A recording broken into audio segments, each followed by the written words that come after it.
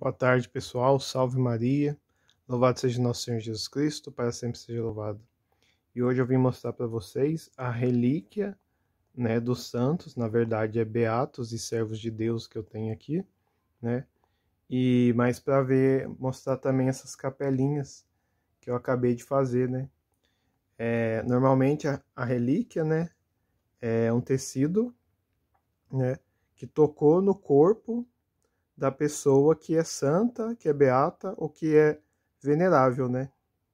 O que é venerável?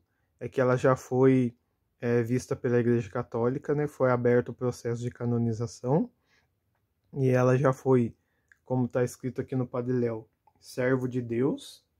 E essa daqui ela já é venerável, né? Ela é de Portugal. Venerável Madre Maria Isabel da Santíssima Trindade. Primeiro, quando uma pessoa ela tem a fama de santidade, né, abre-se um processo de canonização. Então é o primeiro passo para fazer a investigação se realmente a pessoa teve uma vida de santidade. O Padre Léo está nesse processo, né, de que juntar tudo que ele escreveu, tudo que ele pregou, né, as graças que as pessoas estão relatando por meio das orações de intercessão que pedem a ele. Então tudo isso está sendo mandado para o Vaticano, aí ele estuda, ele vê, depois se houver um milagre, né, esse milagre tem que ser comprovado, né, cientificamente que era impossível de acontecer, sabe? E tem que ser milagre instantâneo. Por exemplo, se for uma cura, por exemplo, a cura de um câncer. Então tem que esperar mais ou menos 6 anos para ver se o câncer não volta, porque a igreja tem toda essa prudência de ver que o milagre realmente aconteceu, né? Então a pessoa tem que ser curada mesmo. Normalmente as coisas dos beatos são assim, que nem do Carla Cutts, né? A relíquia que eu recebi, né? Que eu tenho de beato é do Carla Cutts. Quer ver? Eu vou pegar aqui. E o que é a relíquia, né? A relíquia é um tecido, né? Essa é relíquia de terceiro grau. Normalmente é um tecido que encostou no corpo, né, da pessoa que ela é venerável, né? Que ela é, como ele é beato, né? Ele é um beato conhecido pelo mundo inteiro, mas ele pode ter uma devoção particular, né? E esse tecido que encostou no corpo, ele é bíblico, desde o tempo dos Atos dos Apóstolos, né? Que já acontece isso, né? Quando as pessoas elas encostavam, levavam a toalha que Paulo secava, levavam para os doentes, passavam aquele pano que o Pedro enxugou o rosto e Paulo também, e a pessoa era curada, né? Também a orla do manto de Jesus, né? Aquela moça que era hemorroísa, né? Que ela tinha o fluxo de sangue, ela encostou na roupa de Jesus, não encostou em Jesus. Então, ali de encostar no tecido que estava encostado em Jesus, pela fé dela, ela recebeu a graça, né? E por isso que a Igreja Católica venera as relíquias, porque é um instrumento de fé que Deus realiza o milagre. Então, não é, por exemplo, o Padre Léo que derrama uma graça, não. Mas é Deus que derrama a graça por intercessão do Padre Léo, porque Deus quer, né? A relíquia aqui que eu tenho de segundo grau é da irmã Maria Isabel, né? Da Santíssima Trindade. Ela é lá de Portugal, né? Eu mandei o e-mail e eu acabei recebendo. E dela veio o livro da novena, veio um jornalzinho e eu tô conhecendo um pouco mais da vida dela. Mas ela é uma relíquia de segundo grau. O que é isso? É que este pano foi um tecido que ela usou. Então, a relíquia, quando é de segundo grau, é algum objeto, né, ou pedaço de roupa, né, que pertenceu à pessoa, né? Por exemplo, do Carla Cutts teve a Bíblia dele, né, alguma roupa que ele usou, né, o terço que ele tem, são relíquias de segundo grau, porque pertenceram à pessoa. Por exemplo, do Padre Pio, as luvas que ele usavam para proteger as chagas, né? É uma relíquia de segundo grau, porque pertenceu à pessoa que é santa, beata ou venerável, né? E a relíquia de primeiro grau é um pedaço do corpo da pessoa, um fio de cabelo, um pedaço do osso, um fragmento do osso, né? Como tem normalmente, né, relíquia de primeiro grau só se tem nas igrejas, né? Ou para quem o bispo autorizar, mas é um lugar sim muito específico, né? Relíquias de primeiro grau, né? É muito mais difícil ter. E eu tinha aqui também essa aqui que já estava aqui em casa, do servo de Deus, é Padre Alderige, né? Alderige, que a gente pede intercessão, né? Então, quem tem uma relíquia tem duas missões, né? Rezar pela canonização dos santos, né? Por exemplo, do Beato Carlo Acutis, e também pedir a intercessão dele no céu, porque a gente sabe que os santos, eles estão vivos, né, no céu. A alma não morre, né? O corpo deles ficará aqui na terra.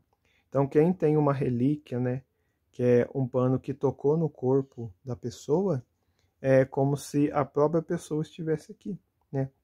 Porque lá no Atos dos Apóstolos que vai dizer isso, dos milagres do pano de Paulo, né?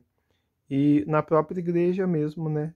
Tem as cordas vocais de Santo Antônio de Pádua, né? Tem os corpos incorruptíveis, né? Que Deus, ele homenageia, né? Homenageia a, a pessoa que foi fiel a ele, né? Também tem de Santa Teresa, que o braço dela também está incorruptível, né? Esse incorruptível é várias maneiras de falar, né? Porque incorrupto mesmo é só o corpo de Jesus, que está glorioso, não se corrompeu nada. Esse incorruptível é que já era para ter se decomposto, mas o corpo fica ali, como do Padre Pio, que ainda ele está morto, mas na cintura ainda corre sangue nas veias dele, né? Então isso é um milagre de Deus, né? E pelas relíquias, né? Deus ele homenageia quem foi fiel a ele e ainda continua a missão deles no céu, porque eles estão no céu, né? Intercedendo por nós. Então isso aqui mostrando, eu fiz essas capelinhas, né? Porque eu não tenho relicário, né? Aquele que é mais caro. Mas eu fiz essas capelinhas com um incentivo de dar maior veneração, né? Porque quando fica às vezes no papel, né? Fica um papel, tem gente que acha que é figurinha, né? Que não tem um respeito. E como esse tecido tocou no corpo da pessoa que é santa, né? Que é venerável, que está no processo de beatificação, isso aqui é um sacramental, ou seja, é um objeto, né? É um objeto, um tecido, da qual orando, Deus manifesta a sua graça por meio dele. Por isso que é sagrado. Entendeu? Por meio dele, Deus vincula a sua graça. Por isso que chama que é um sacramental. É um veículo da graça de Deus, né? Deus pode dar graça sem isso? Sim. Mas isso é objeto, sim, direto da graça de Deus, né? Como quando o padre abençoa um objeto, né? Mas esse aqui são que encostaram nos corpos, né? Veneráveis, né? De pessoas. Então, estou mostrando aqui, mas tudo isso é veneração particular, né? O Beato Carlo Acutis é um beato do mundo, né? Porque ele é beato e a veneração era só na paróquia dele, mas o mundo inteiro conhece, né? Mas só quando é santo que a veneração é universal, né? É pública, pode ser pública, né? Então, aqui é só mostrando, né? E vocês podem rezar, né? Sim, porque é pedindo a intercessão que acontece o milagre e é a igreja atestando o milagre que essa pessoa ela é venerável, depois beatificada e depois canonizada. Então, para ter milagre, precisa ter gente pedindo a intercessão. E para ter essa intercessão, precisa rezar. Então, você que está vendo esse vídeo pode pedir a intercessão. Beato Carlo Acutis, né? Da serva de Deus venerável, serva de Deus Maria Isabel da Santíssima Trindade, o nosso conhecido Padre Léo, né? E o Padre Alderige, né? Na internet tem o site deles, né? Podem saber mais pela vida deles, né? E também a relíquia, né, dos santos também. Para conseguir relíquia, normalmente é preciso mandar uma carta, né, do Padre Léo só mandar uma carta para Betânia, né? Que eles pegam esse pedacinho de tecido, né? Que encostou no corpo do Padre Léo, e para veneração particular, né? Então, lembrando que a veneração, né, é uma intercessão, né? Eu peço para o Padre Léo pedir para Deus me ajudar a rezar por uma graça.